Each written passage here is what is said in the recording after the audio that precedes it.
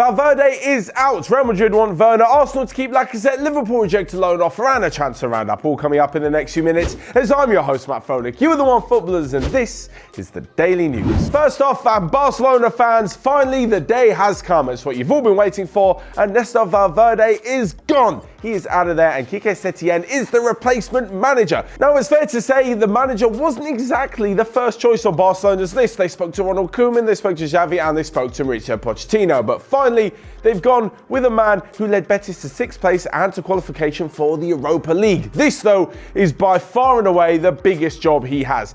It's not only going in to manage Barcelona, one of the biggest clubs in the world, but it's everything that comes with it. He's got to stamp his own identity on the team, something very difficult with such big egos and big players who have won it all, but he's also got to manage the club from off the pitch as well. He's got to know that everything he says will be scrutinised. There's loads of people to deal with upstairs in the boardroom, and as we mentioned before, he's got to put his imprint on the team. Now, this wouldn't be so difficult if he had the right players, but I'm not overly sure he does. I'm not going to throw Valverde under the bus and say he was completely rubbish, because some of it comes down to the fact that Barcelona are an ageing team. This is in stark contrast to the way that Setién plays, with a quick-paced, high-tempo, high-pressing, fast-paced, goal-scoring football.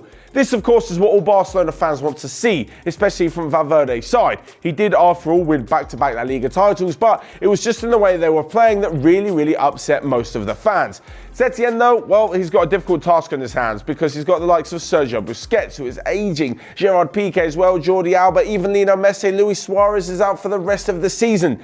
He's basically got to bring through a whole new era of Barcelona players and get them back playing the Barcelona way. He's also probably in the next few years got to handle the handover of Lionel Messi leaving the club. As for what it means for the young players like Frenkie de Jong and Arthur, it could only be good things. I fully expect de Jong to go on and really show all of his promise. So, Barca fans, what do you think? Are you happy with the sacking? I think I know the answer to that. But are you happy with the appointment of Quique Setién in his place? Let me know your thoughts in the comment section. And if you're not happy, who you would have had instead. But moving on to some transfer talk now, because apparently Real Madrid aren't happy with their striking options. So in the summer, they're looking to bring in RB Leipzig's Timo Werner. Now, there has been so much talk about Werner leaving over the last few years, so much so that Leipzig decided to tie him down to a massive new contract until 2023. But still, this looks like it won't be stopping the German from leaving the club. Real Madrid has said that they're happy with Karim Benzema and all that he's done for the club. Who wouldn't be? But when it comes to Mariano Diaz, who looked like a shocking signing the moment they brought him back, and Luka Jovic, they just do not believe they have the right players to take them into the future. Hence why Timo Werner's on top of their list. When it comes to Jovic, he cost them 60 million in the summer, so they're definitely not going to sell him. They'll probably loan him out a few times, look to get a few loan fees in to make back some of that money before selling him inevitably at a cut price fee.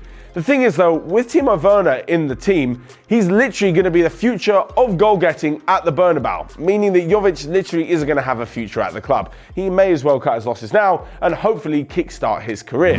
But talking of strikers leaving the club, Alexander Lacazette is one who definitely won't be leaving Arsenal.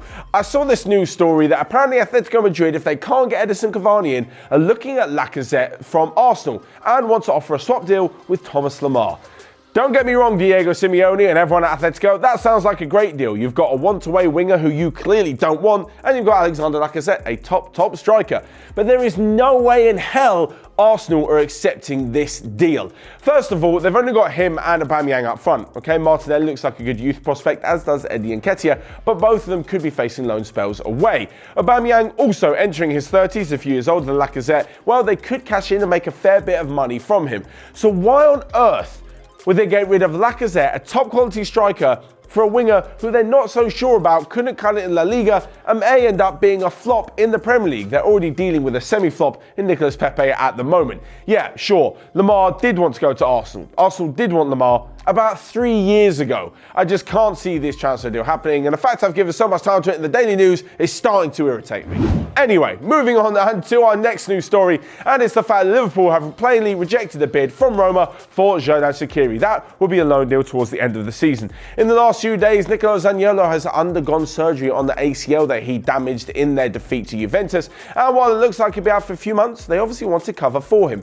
Now, for Shaqiri, I don't even think the deal got as far as his people. It basically was sent into Liverpool and quickly swatted away because Klopp doesn't want to let him go, especially with the fact that Liverpool are still fighting on all three major fronts this season.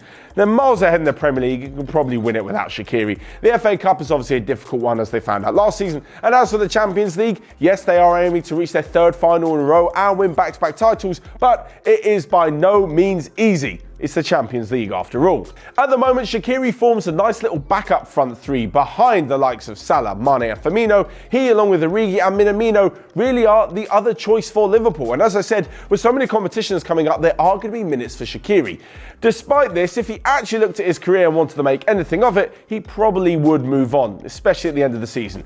I mean, he's completed 90 minutes once this season, and yeah, he's happy to sit on the bench, collect all the trophies that Liverpool collecting. So if he stays another 6 months, he might as well pick up the Premier League trophy and then actually go about doing what he's paid to do, which is played football. For me, it's a bit of a wasted career, but you can see why he and a few other players at Liverpool, Origi definitely, are just biding their time and collecting as many trophies they can that so many other players would just love to have under their belt. So lastly but not least, we come to a quick roundup of the rest of the day's daily news, where Asmir Begovic has joined AC Milan on loan. LA Galaxy are talking to Javier Hernandez about moving to the MLS. Arsenal are interested in bringing John Stones, even if it's on a 6-month loan deal from Manchester City. And Liverpool want Trabzonspor's keeper Ergüchan Çakır and apparently have offered around £15 million. So there you have it, there is the daily news. Let me know all of your thoughts on the transfer topics and of course on Ernesto Valverde in the comments section below. Whilst you're there, smash the like button and click here or here to check out all of the other videos we've got going on OneFootball. But until next time, I will see you guys later.